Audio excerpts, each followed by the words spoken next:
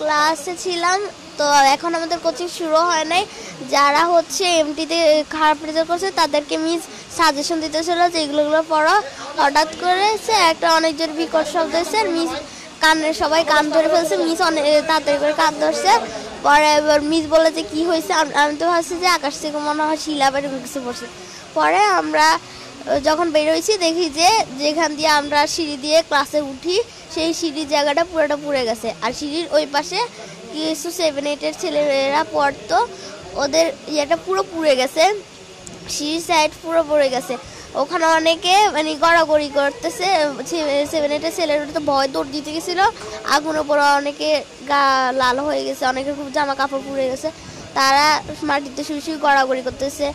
আমাদের Lord miss বলতেছে যে তো আমরা সিঁড়ির দিকে দৌড় দিতে, আমরা ভাবছি যে মিস যেটা বলছে এটাই ঠিক। আমরা সিঁড়ির দিকে দৌড় দিছি, মিস বলছে আগুন নিভে গেছে, ধোঁয়া উঠতেছে।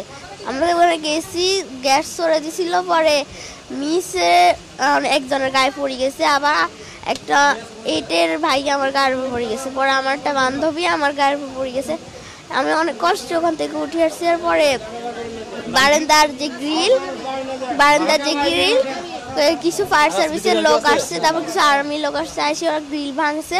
ভাঙার পর আমাদের ওখানে ট্রান্সপোর্টের যে গাড়ি রাখা হয় ওখানে একটা গেট আছে, গেট ভাঙে গেট হচ্ছে জানলার সাথে দিয়ে লাগাই দিয়েছে যাতে সিঁড়ির মতো করে যাওয়া যায়। পরে 7-8 জন মিলে নামাইছে।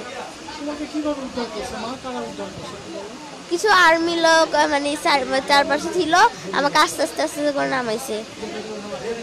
পরে যখন নামছি আমাকে দ্রুত করে নিয়ে কোলে করে নিয়ে গেছে, পরে রিক্সায় করে লুবানায় নিয়ে আসছে। হ্যাঁ, আমি বাইজিৎকে দেখছি, আলবিরাকে দেখছি, মেহরিনকে দেখছি, তাসমিয়াকে দেখছি, আর তোরসার পুরো গা পুড়ে গেছে।